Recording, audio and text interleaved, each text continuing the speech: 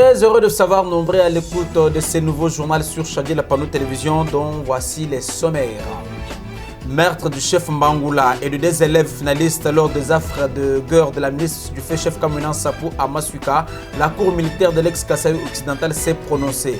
Le verdict est à suivre dans ce journal. Et puis, ouf de soulagement pour les taximotards de la province du Kasaï central, un important lot de 5000 casques. L'air ont été remis ce vendredi sur la place de l'indépendance. Il s'agit donc d'un don de leur président Donatien Bakumbana. Tels sont les principaux titres sélectionnés pour ce journal. Restez branchés sur Chadi Le Panou pour suivre les détails. Encore une fois, bienvenue. Je l'ai dit au sommaire, la cour militaire de l'ex-Kasaï occidental a rendu son verdict lundi 10 mars 2025 à l'issue des audiences foraines publiques axées sur deux affaires relatives aux atrocités commises lors du mouvement Kamouina Nsapou. Ces audiences qui se sont déroulées du 27 février au 7 mars 2025 à la mission catholique de Masuka dans le territoire de Luisa ont bénéficié de l'appui technique et financier du Fonds national de réparation en faveur des victimes Fonarev en sigle. Suivez ce reportage. Je déclare ouverte l'audience publique de ce jour. 10 jours ont suffi à la cour militaire de l'ex-Kasaï occidental de rendre son verdict dans ce procès organisé à Masuka dans les territoires de Luisa. Des affaires ont fait l'objet, dont celle qui concernait l'assassinat du chef Mbangoula, tué par balle, égorgé et mutilé, au vu et su de tout le monde. La cour militaire de l'ex-Kasaï occidental condamne les deux prévenus en ces termes. Pour le prévenu Tchouloumampotou Marcel alias Leblanc, 20 ans de servitude pénale principale en application de l'article 7 du Code pénal militaire. Pour le prévenu Moukini Kapende Emmanuel, à l'exécution d'une peine unique la plus forte, soit 20 ans de servitude pénale en application de l'article 7 du Code pénal militaire. S'agissant du deuxième affaire qui portait sur l'assassinat de deux élèves finalistes au village Walengu lors des événements de triste mémoire de fait chef Kamouina Nsapou, le prévenu Kamilonga, Lushimba Maminou, Katwala ont été reconnus coupables de crimes de guerre, d'association de malfaiteurs et de participation au mouvement insurrectionnel. Ces peines ont été différenciées selon le degré de responsabilité. Motif de satisfaction pour Maître Miram Moulumba, coordonnateur régional de Fonarev Grand Kasaï, qui salue la qualité du travail abattu par la cour militaire de l'ex-Kasaï occidental. Nous pouvons remercier tous les partenaires, notamment la cour militaire qui a fait un travail de titan à bâton rompu, du jour pour jour. Et voilà aujourd'hui, la réjouissance populaire, c'est toute la population de Masuka qui s'en réjouit par rapport à ces verdicts qui venaient d'être rendus. Et je trouve que ces verdicts dira des leçons pour les générations futures, de savoir exactement que lorsque vous commettrez ces genres de bavures, un jour vous finirez par répondre.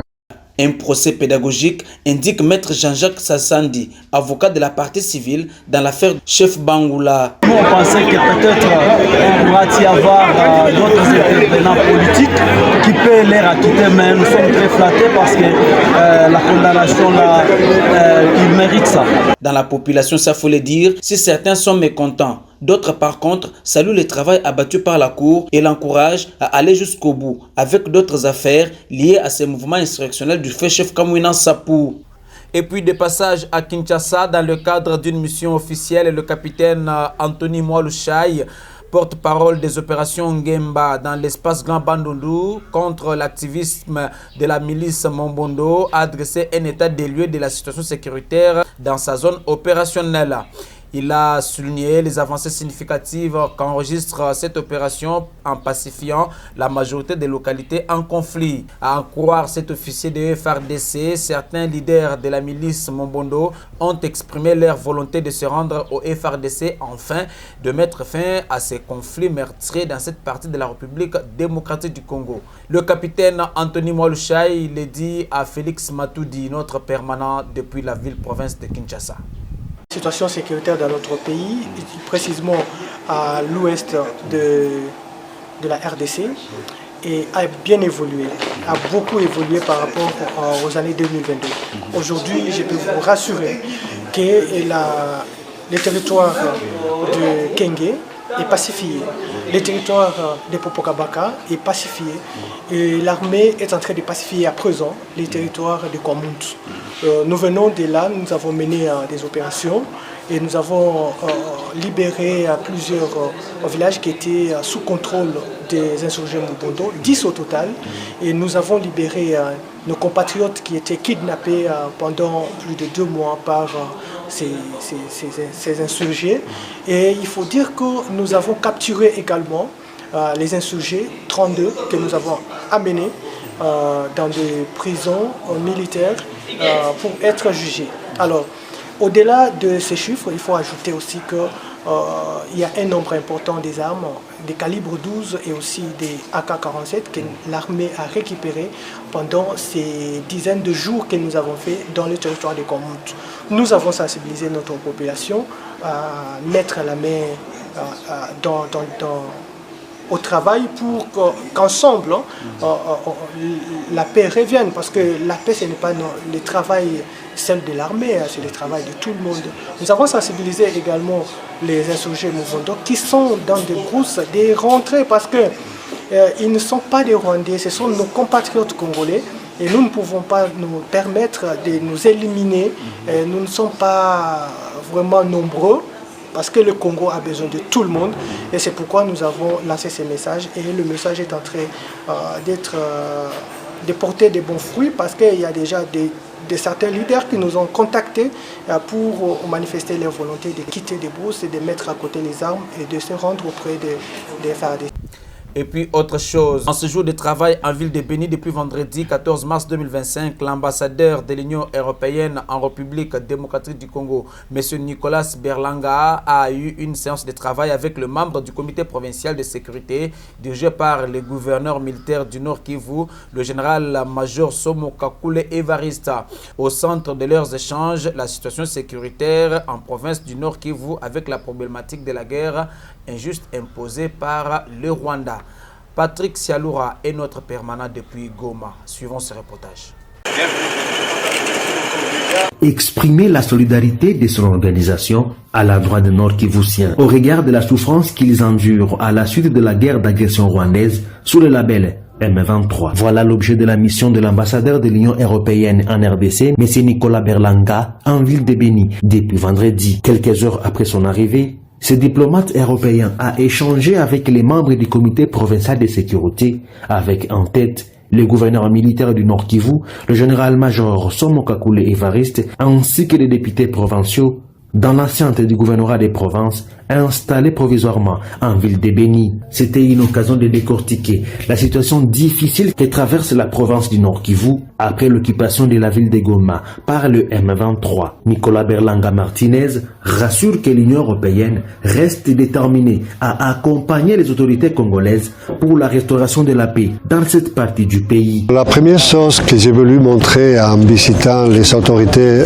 provinciales à Béni, c'est montrer la solidarité de l'Union européenne avec la souffrance de la population du Nord Kivu et notre appui au gouvernement du Congo, de la République démocratique du Congo et du gouvernement du Nord Kivu en faveur de chercher la fin de cette agression, la paix et la stabilité dans votre province. Après, évidemment, il y a beaucoup de choses qu'on a pu échanger lors de nos rencontres en parlant sur la situation actuelle. Donc, monsieur le gouverneur et les députés provinciaux m'ont expliqué leur vision de la situation. Et une chose qui est très importante pour nous depuis Kinshasa pour pouvoir bien briefer nos autorités, bien briefer mes collègues européens. Soulignant qu'à son arrivée à l'aéroport de Béni-Mavivi, Nicolas Berlanga a été accueilli par Mme Priska Luanda Kamala, conseillère principale du gouvernement militaire en charge de la santé. On ne te relâche pas, Patrick Sialoura, toujours dans cette même partie, présentation et validation des 33 infrastructures socio-économiques de base à construire dans la ville de Béni et territoire de Lubero et Walikale. C'était ce vendredi 14 mars 2025 au cours de la réunion du comité consultatif provincial du projet de stabilisation et de relèvement de l'Est de la République démocratique du Congo. Cette cérémonie a été présidée par le gouverneur militaire, le général-major Somo Kakule Evarista. Le détail avec Patrick Sialoura.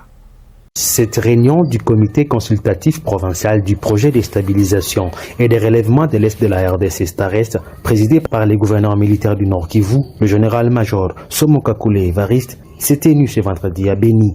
Objectif, la validation d'une trentaine de sous-projets d'intérêt communautaire à exécuter à Béniville et territoire, ainsi qu'en territoire de Lubero et Walikale, a déclaré Jean-Claude Kassomo, coordonnateur provincial du Starest. Nous avons été confiés aujourd'hui à cette réunion du comité consultatif provincial afin de faire valider 33 sous-projets d'infrastructures socio-économiques de base et une route de desserte agricole dans le territoire de Lubero qui sera réhabilitée, mais aussi entériner le choix de 2 entités territoriales décentralisées qui seront appuyées dans le cadre de la 3e composante qui porte sur la gouvernance décentralisée.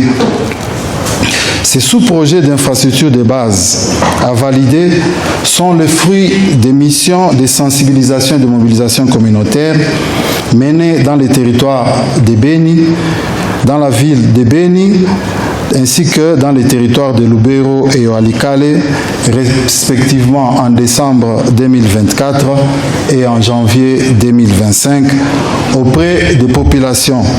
Prenant la parole, le gouverneur militaire du Nord Kivu, le général-major Somo Kakule Evariste, a appelé à la conjugaison d'efforts de tout un chacun pour la matérialisation de ces projets visant le bien-être de la population nord-kivusienne. Je me réjouis de la participation de tous les acteurs impliqués dans la mise en œuvre de ce projet, au vu de la présence des personnalités à ces assises.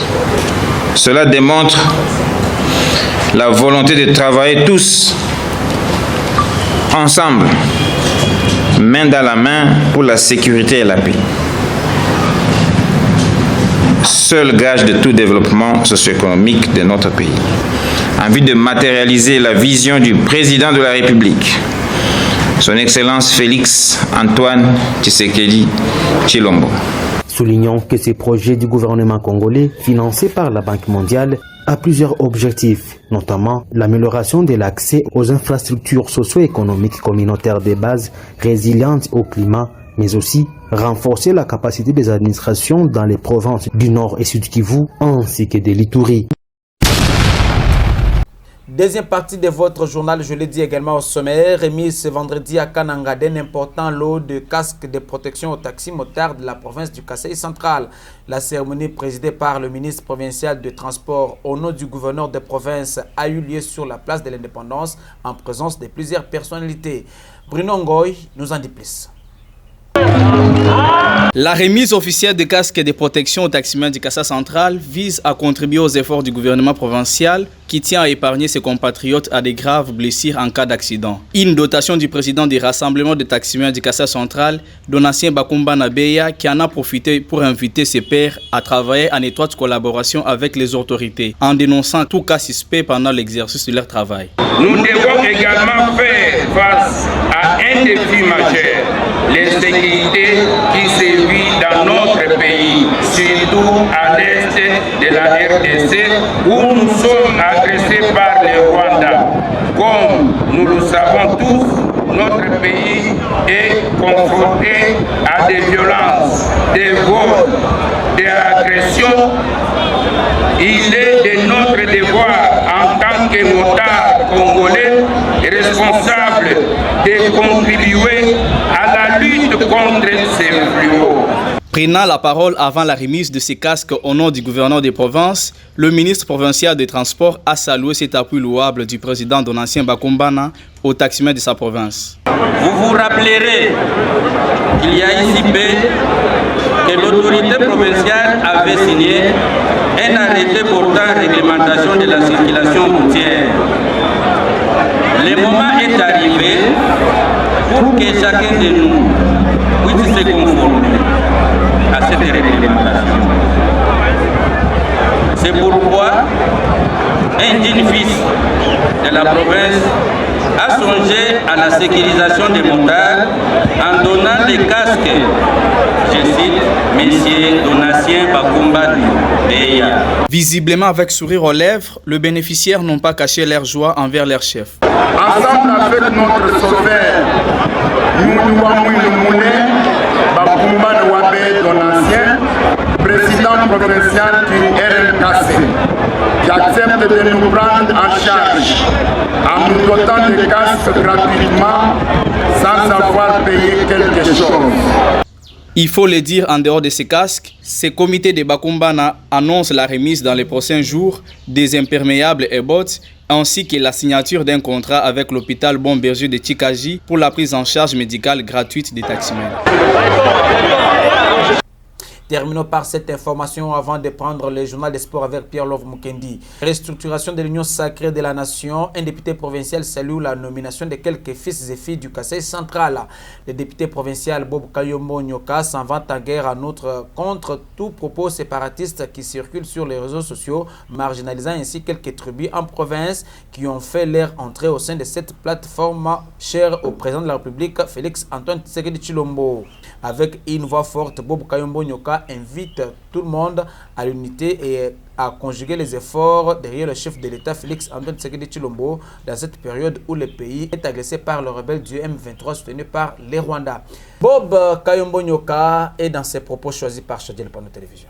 C'est avec beaucoup de joie que nous avons accueilli cette nouvelle. Nous avons suivi certaines sorties de nos frères tendant à contester la liste qui est sortie.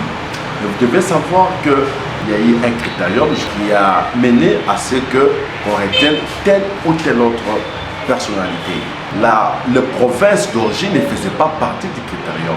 Le critérium ou le critère principal dans ce critérium, c'était avoir un parti ou un regroupement qui a plus ou moins 7 députés nationaux au sein de l'Assemblée nationale. Et c'est ce qui a joué à ce que le professeur Jean-Claude Isaac Tshilombo Moussaou, étant fondateur d'une grande mosaïque d'épaisse DEA Bar TDC qui a produit plus de 25 députés nationaux.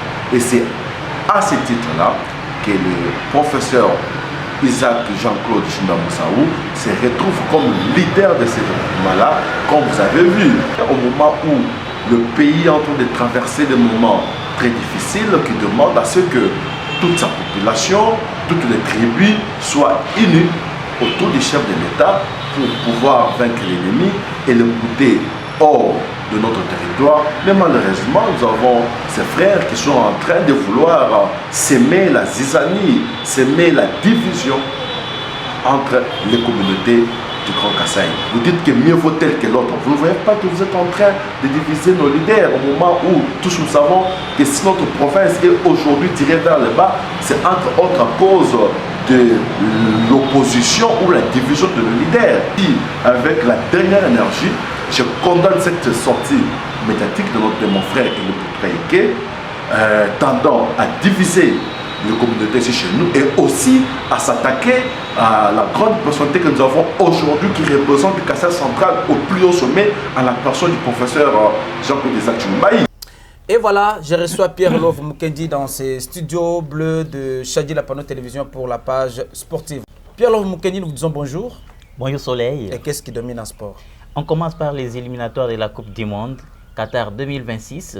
Retenez que la République démocratique du Congo a une semaine très engagée avec ces matchs qui l'attend pour ce vendredi déjà. C'est contre les Sud-Soudan, match qui va se jouer autour de 18h heure de Kananga au stade de Martyrs de la Pentecôte. Il s'agit du match de la 5e journée de cette compétition. Outre cette rencontre, il faut également noter que le 22 samedi donc, on va assister au match entre les Togo qui va recevoir la Mauritanie. Le Soudan sera l'hôte du Sénégal. Toujours dans ce même chapitre, retenez que 4 jours plus tard, la République démocratique du Congo sera appelée à se déplacer vers la Mauritanie où les fauves congolais seront donc reçus cette fois-là pour le compte de la 6e journée. Le même 25, on va également assister à d'autres rencontres du groupe B de ces éliminatoires de la Coupe du Monde Qatar 2026. Il s'agit du match qui va opposer le Sénégal au Togo. Les Lions de la Teranga vont essayer de défier les éperviers. L'autre rencontre de ce groupe B opposera le Soudan au Sud-Soudan. En termes de classement, jusqu'ici, il faut retenir que le Soudan est en tête du classement avec 10 points plus 6, suivi du Sénégal qui compte 8 points plus 5. La République démocratique du Congo occupe la 3e place avec 7 points plus 2. Le Togo est 4e avec 3 points moins 1. Le Soudan du Sud 2 points moins 7, alors que la Mauritanie ferme la manche avec un petit point, goal average moins 5. Parlons de la Ligue des champions européenne, la Champions League européenne bien entendu. Place dans les jours à venir au match des quarts de finale de cette prestigieuse compétition. Les matchs vont donc se jouer de la manière que voici. Le Paris Saint-Germain tombeur de Liverpool va jouer Club Brugge de Belgique. Arsenal sera hôte du Real Madrid qui a fait tomber l'Atlético Madrid. Il y a le Bayern Munich qui va jouer Inter Milan, alors que le Football Club Barcelone va recevoir Borussia Dortmund pour cette prochaine étape soleil. Voilà tout pour les sports. Merci Pierre Love Moukedi. Et à quand la prochaine production? On se produit le week-end prochain. Merci. Et c'est par ici que nous mettons un terme à cette session d'actualité riche sur Chadiel Lapano Télévision. Abonnez-vous massivement, partagez, connectez-vous sur nos radios partenaires car vous ne serez jamais déçus. On se voit prochainement.